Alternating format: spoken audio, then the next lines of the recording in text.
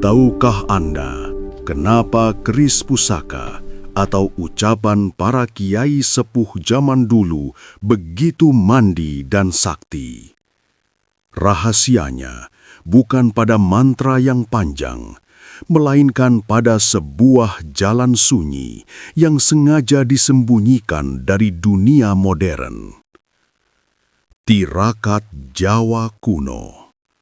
Ini adalah cara leluhur kita membeli masa depan dengan keprihatinan. Apa sebenarnya yang terjadi pada jiwa seseorang saat melakukan ritual ini? Mari kita bongkar misterinya. Hakikat tirakat, seni menahan diri di tengah jabatan dan duniawi. Banyak orang salah mengira bahwa tirakat hanyalah milik mereka yang tinggal di lereng gunung atau para pertapa yang menjauh dari peradaban. Nyatanya, tirakat sejati justru paling diuji ketika seseorang berada di tengah-tengah pusaran kekuasaan dan kenyamanan materi. Bayangkan seorang abdi negara, seorang pegawai negeri sipil, PNS, yang setiap harinya berhadapan dengan aturan, birokrasi, dan godaan jabatan.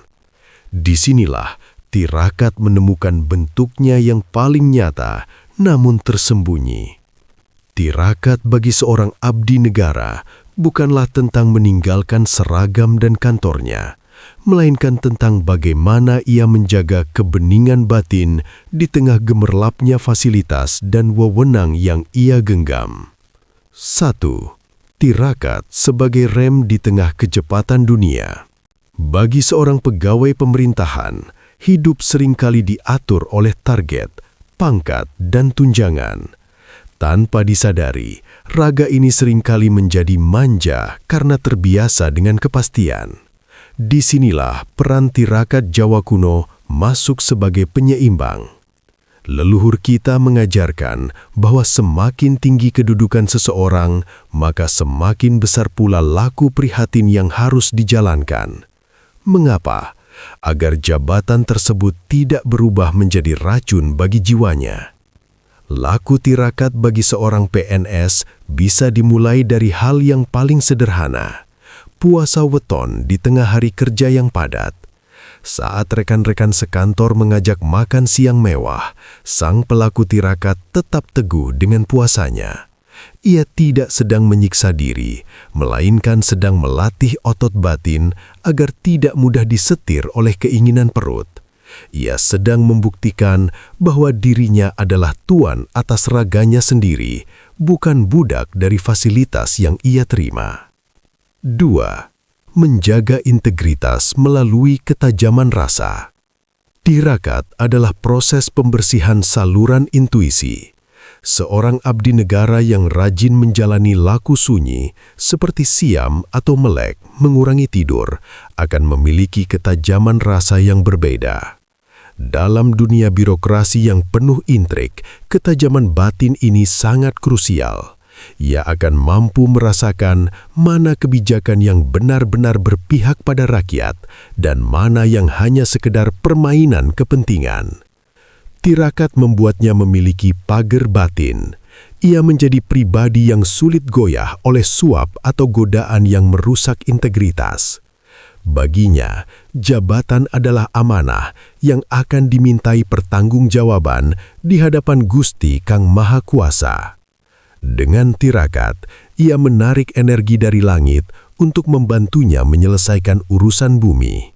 Inilah yang membuat seorang pegawai yang ahli laku akan tampak lebih berwibawa, lebih tenang, dan ucapannya lebih didengar oleh pimpinan maupun bawahan, meskipun ia tidak pernah berteriak. Membeli kemuliaan dengan keprihatinan. Leluhur Jawa percaya pada konsep ngunduh wohing pakarti. Kita akan memanen apa yang kita tanam.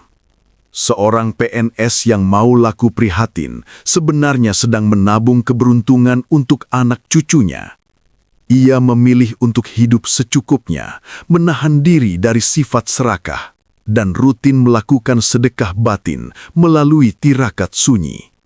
Dalam kesunyian malam, saat rekan-rekan lainnya terlelap, ia mungkin bangun untuk bersujud atau sekedar duduk hening, meneng. Ia mendoakan agar instansi tempatnya bekerja penuh berkah dan rakyat yang dilayaninya sejahtera. Di titik inilah, tirakat bukan lagi urusan pribadi, melainkan pengabdian spiritual. Kekuatan misterius dari tirakat ini akan melindunginya dari fitnah dan mara bahaya di lingkungan kerja. Ia akan naik pangkat bukan karena menjilat, melainkan karena semesta memang menyediakan jalan kemuliaan bagi mereka yang mau merunduk dalam keprihatinan. Kesimpulan bab 1. Menjadi abdi negara yang berisi. Jadi, Mbah, tirakat Jawa kuno bagi manusia modern, khususnya para abdi negara, adalah cara untuk menjadi manusia yang berisi. Bukan berisi dengan khodam atau ilmu hitam, melainkan berisi dengan energi ketenangan dan kejujuran. Seorang PNS yang menjalankan tirakat akan bekerja dengan hati, bukan sekedar mencari absensi. Ia adalah satria pinayungan di zaman modern, yang tangannya bekerja untuk negara, namun batinnya selalu bertaut pada Sang Pencipta melalui jalan sunyi yang penuh misteri ini. Assalamualaikum warahmatullahi wabarakatuh. Salam sejahtera bagi kita semua. Shalom. Swastiastu, Namo Buddhaya, salam kebajikan untuk seluruh sedulur dari berbagai keyakinan. Sugeng Rauh di channel Primbon Mbah Paing, cucu Mbah Sadimin, Desa Kaliwungu, Kecamatan Klirong, Kebumen, tempat berbagi ilmu leluhur Jawa yang penuh pitutur lan pangaling-aling. Mohon dukungannya dengan like, subscribe, dan share agar channel ini terus istiqomah nguri-uri budaya Jawa, agar wejangan leluhur Jawa bisa terus lestari dan berbagi manfaat. Sedulur kabeh, tuliskan kota asal panjenengan di kolom komentar. Dari Sabang sampai Merauke, kita satukan doa. Sadurunge lanjut, tulisan kota asal panjenengan di kolom komentar. Mbah doakan, sing duwe hutang mugi enggal lunas, sing lagi sakit mugi enggal pinaringan sehat, sing golek gawean mugi ketemu kerja sing dikarepake, mugi uripe tansah kebak berkah lan kabagjaan. Amin. Teknik tirakat praja membumikan laku sunyi di meja birokrasi. Sedulur kabeh, poro abdi negoro lan poro pekerja modern, banyak yang mengeluh pada Eyang. Eyang, saya ingin tirakat, tapi saya harus masuk kantor dari pagi sampai sore. Kalau saya puasa ngebleng atau patigeni, nanti pekerjaan saya terbengkalai dan saya bisa ditegur atasan. Nah, disinilah letak kearifan leluhur Jawa yang sesungguhnya. Ilmu Jawa itu luwes, fleksibel, tidak kaku. Leluhur kita sudah memprediksi zaman di mana manusia akan sangat sibuk. Oleh karena itu, ada yang disebut tirakat praja, yaitu seni menjalankan laku keprihatinan di tengah kesibukan mengabdi pada negara dan masyarakat. Tirakat ini tidak menuntut Anda meninggalkan meja kerja, melainkan menuntut Anda mengubah cara Anda bekerja menjadi sebuah laku spiritual. 1. Tirakat lati atau puasa bicara sia-sia. Langkah pertama dan paling mendasar dalam tirakat praja adalah tirakat lati atau menjaga lidah. Kantor pemerintahan seringkali menjadi pusat gosip, keluhan, dan obrolan politik kantor yang tidak berujung. Bagi seorang pelaku tirakat praja, mulutnya adalah gerbang energi. Praktiknya, mulailah dari hal kecil. Saat rekan kerja mulai bergunjing atau gibah tentang atasan atau sesama pegawai, cobalah untuk diam. Jangan ikut menimpali, jangan pula menghakimi. Cukup dengarkan dengan tenang, atau jika memungkinkan, alihkan pembicaraan ke hal yang produktif. Energinya. Saat Anda menahan diri untuk tidak ikut bicara sia-sia, Anda sedang mengumpulkan energi kewibawaan. Leluhur menyebutnya sebagai Sabda Pandita Ratu. Ucapan Anda akan menjadi jarang, namun sekali Anda bicara, kata-kata Anda akan memiliki bobot, didengarkan oleh pimpinan, dan dihargai oleh rekan kerja karena dianggap keluar dari kedalaman berpikir, bukan emosi sesaat. 2. Tirakat raga, puasa weton di tengah rapat. Ini adalah tirakat fisik yang paling umum dan sangat kuat dampaknya. Puasa weton atau puasa pada hari kelahiran Anda sesuai kalender Jawa adalah cara untuk menghormati sedulur papat limo pancer Anda sendiri. Prakteknya, menjalankan puasa weton di hari kerja. Tantangannya sangat berat, rapat yang menyediakan snack enak, ajakan makan siang dari kolega, atau godaan kopi sore. Seorang PNS yang tirakat akan tetap teguh. Ia akan menolak dengan halus tanpa harus pamer bahwa ia sedang puasa. Ia cukup berkata, "Maaf, sedang kurang enak perut," atau alasan logis lainnya. Energinya, menahan lapar dan dahaga di tengah godaan kenyamanan kantor, akan membakar ego keserakahan. Ini menciptakan aura perlindungan gaib alami. Pegawai yang rutin puasa weton seringkali selamat dari fitnah politik kantor, dijauhkan dari niat jahat orang lain, dan memiliki daya tahan mental yang luar biasa saat menghadapi tekanan pekerjaan yang tinggi. 3. Tirakat melek, mengurangi tidur tanpa mengantuk. Banyak pegawai pemerintahan yang harus lembur atau pulang malam. Daripada mengeluh, ubahlah momen ini menjadi tirakat melek atau laku tidur. Leluhur percaya bahwa wahyu atau inspirasi seringkali turun di sepertiga malam terakhir saat dunia sedang sunyi. Prakteknya, cobalah untuk bangun 1 atau 2 jam sebelum waktu subuh. Alih-alih langsung bersiap kerja atau tidur kembali, duduklah hening selama 15-30 menit. Niatkan waktu ini untuk mendoakan kelancaran tugas Anda hari itu, mendoakan pemimpin agar bijaksana, dan mendoakan rakyat agar sejahtera. Energinya, laku ini mengasah intuisi atau meripat batin. Anda akan menjadi pegawai yang cerdas secara spiritual. Anda seringkali mendapatkan ide-ide cemerlang untuk menyelesaikan masalah birokrasi yang rumit yang tidak terpikirkan oleh rekan kerja lainnya. Ketajaman pikiran Anda akan meningkat pesat karena batin Anda sering diajak bicara dalam kesunyian malam. 4. Tirakat netra, menjaga pandangan dari keserakahan. Ini adalah teknik tirakat praja yang paling sulit di zaman modern.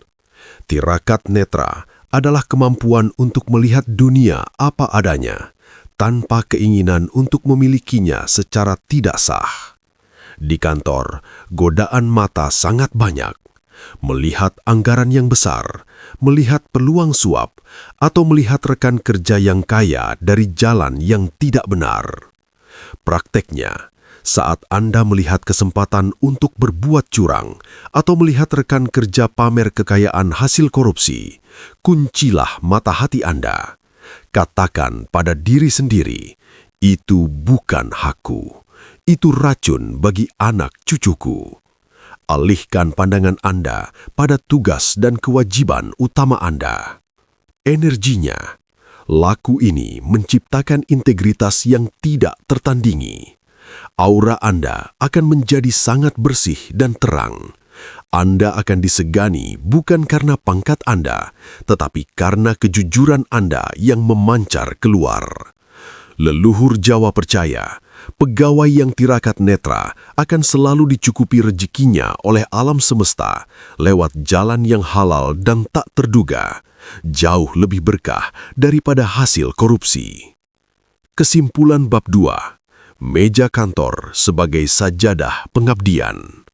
Jadi Mbah, tirakat Jawa kuno di zaman modern bukanlah tentang menyiksa diri, melainkan tentang kedisiplinan mental tingkat tinggi.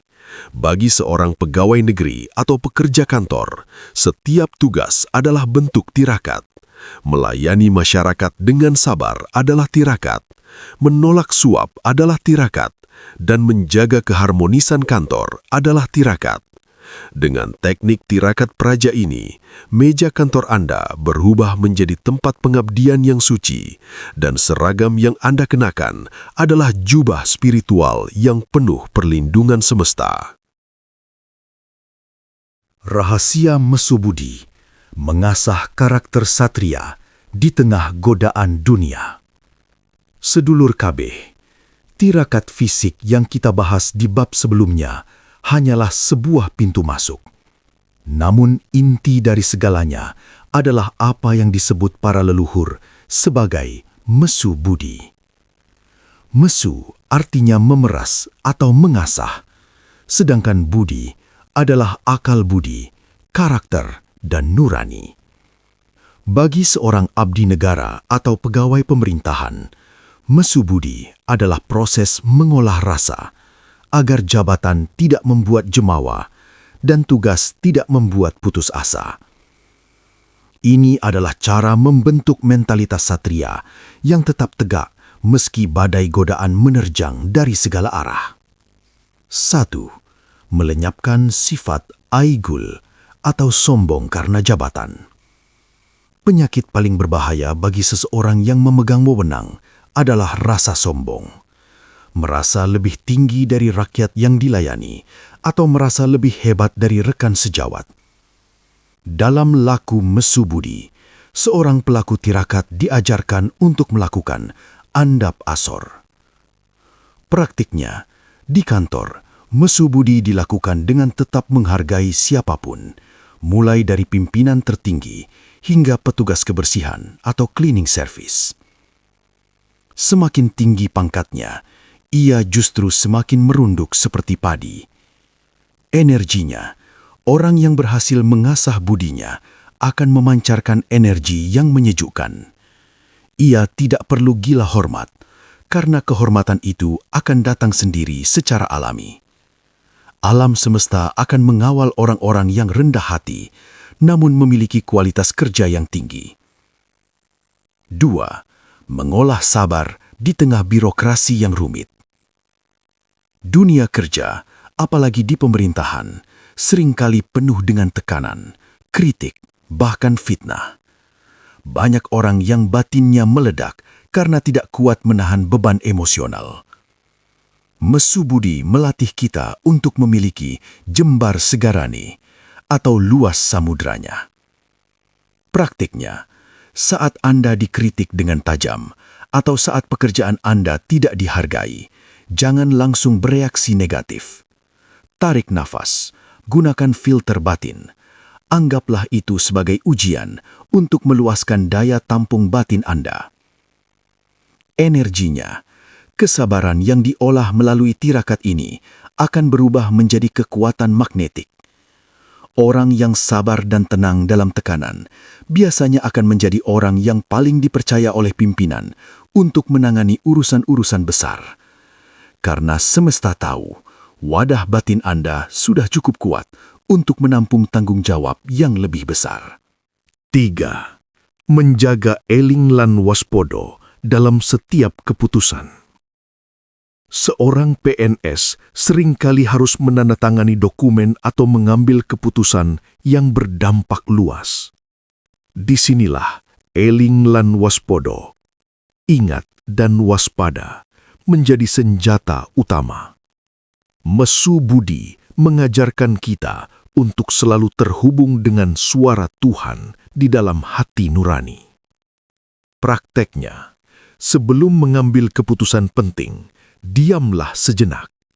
Tanyakan pada batin terdalam, apakah keputusan ini benar? Apakah ini merugikan orang lain? Jika batin terasa tidak enak atau greget yang mengganjal, berhentilah. Itu adalah sinyal dari laku tirakat Anda bahwa ada yang tidak beres. Energinya, ketajaman intuisi ini akan menyelamatkan Anda dari kesalahan administrasi atau jeratan hukum di masa depan. Banyak pegawai yang selamat dari masalah besar hanya karena mereka mendengarkan firasat yang muncul dari hasil mesu budinya. 4. Mati sajroning urip, melepaskan keterikatan hasil. Puncak dari mesu budi adalah laku mati sajroning urip. Bukan berarti mati secara fisik, tapi mematikan ego dan ambisi yang berlebihan. Anda bekerja secara totalitas, memberikan yang terbaik untuk negara, namun batin Anda tidak terikat dengan hasil. Prakteknya, jika Anda tidak naik pangkat padahal sudah bekerja keras, Anda tidak akan stres. Jika Anda dipindah tugaskan ke daerah terpencil, Anda tetap bahagia. Karena bagi Anda, pengabdian adalah ibadah dan Tuhan adalah atasan tertinggi Anda. Energinya, orang yang sudah mencapai titik ini tidak akan pernah bisa dijatuhkan oleh siapapun, karena ia sudah jatuh lebih dulu di hadapan Tuhannya.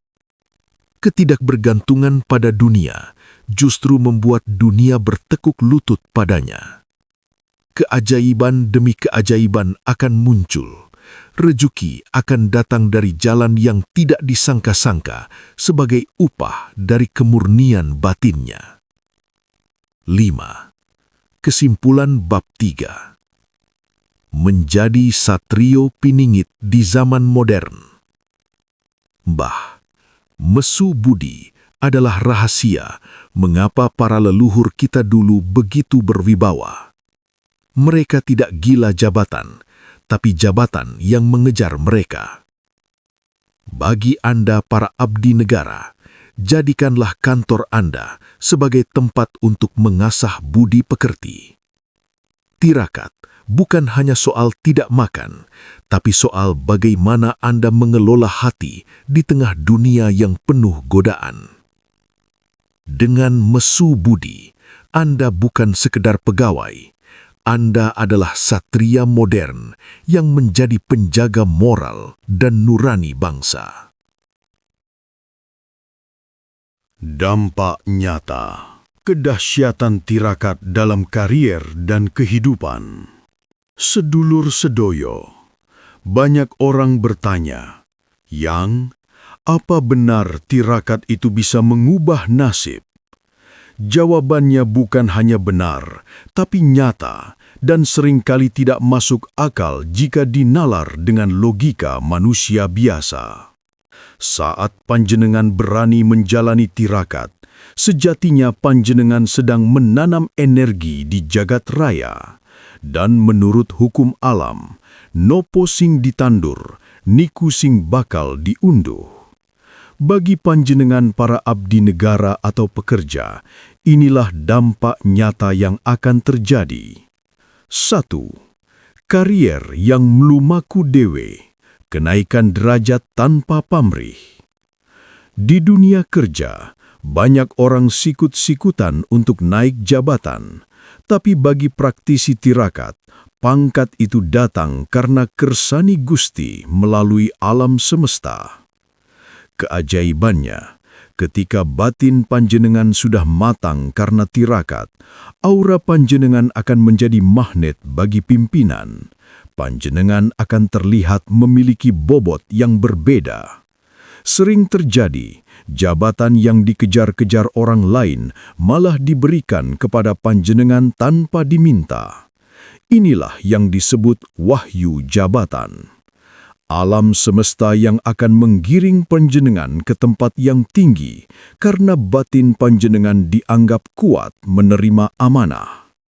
2. Selamat dari fitnah dan mara bahaya, pagar goib alami. Kantor itu sering jadi tempat yang panas karena intrik dan iri dengki. Namun orang yang ahli tirakat memiliki tameng yang tidak terlihat mata. Keajaibannya, jika ada orang yang berniat jahat atau ingin menjegal karier panjenengan, biasanya niat tersebut akan meleset atau kembali kepada si pembuat. Panjenengan akan diberi keselamatan dengan cara yang tak terduga. Ini adalah wujud dari saur atau perlindungan dari laku prihatin panjenengan. Boten usah wedi, semesta tidak tidur. 3. Rezeki yang berkah dan tumanem. Tirakat tidak membuat panjenengan kaya mendadak seperti menang lotre, tapi membuat rezeki panjenengan menjadi berkah. Keajaibannya, rezeki dari hasil tirakat itu sifatnya adem, tidak cepat habis, tidak membawa penyakit, dan selalu cukup. Panjenengan akan merasa meskipun gaji pas-pasan, tapi bisa menyekolahkan anak sampai tinggi dan membangun rumah dengan tenang. Rezeki panjenengan menjadi rezeki yang tumanem atau menancap kuat, tidak mudah hilang tertiup angin nafsu. 4. Ucapan yang mandi dan disegani lawan. Dampak nyata lainnya adalah ketajaman lisan. Karena panjenengan sering tirakat latih menjaga mulut, maka setiap kata yang keluar akan memiliki energi. Keajaibannya, saat panjenengan memberi usulan di rapat, orang lain akan menurut tanpa merasa dipaksa. Lawan bicara akan merasa sungkan karena getaran batin panjenengan lebih tinggi dari emosi mereka. Panjenengan akan menjadi sosok problem solver. Masalah sesulit apapun, kalau panjenengan yang menangani, semua jadi lancar. Kesimpulan. Memulai langkah menjadi abdi negara yang utomo. Sedulur kabeh, para pamiarso eyang dormo weton. Kita sudah belajar bersama tentang misteri tirakat Jawa kuno. Sekarang, sampai pada pertanyaan paling penting. Bagaimana cara memulainya, Eyang? Sebab ilmu tanpa laku, itu seperti wit sing ora nate uwoh, pohon yang tak pernah berbuah. Tidak perlu menunggu jabatan tinggi untuk memulai prihatin. Panjenengan bisa mulai hari ini juga dari meja kantor panjenengan sendiri. 1. Niat yang murni. Niat karena Gusti. Langkah pertama adalah niat. Jangan lakukan tirakat karena ingin naik pangkat atau ingin pamer kesaktian. Niatkan tirakat panjenengan untuk menuntun batin agar tetap eling pada Yang Maha Kuasa, agar menjadi abdi negara yang jujur dan menjadi manusia yang bermanfaat.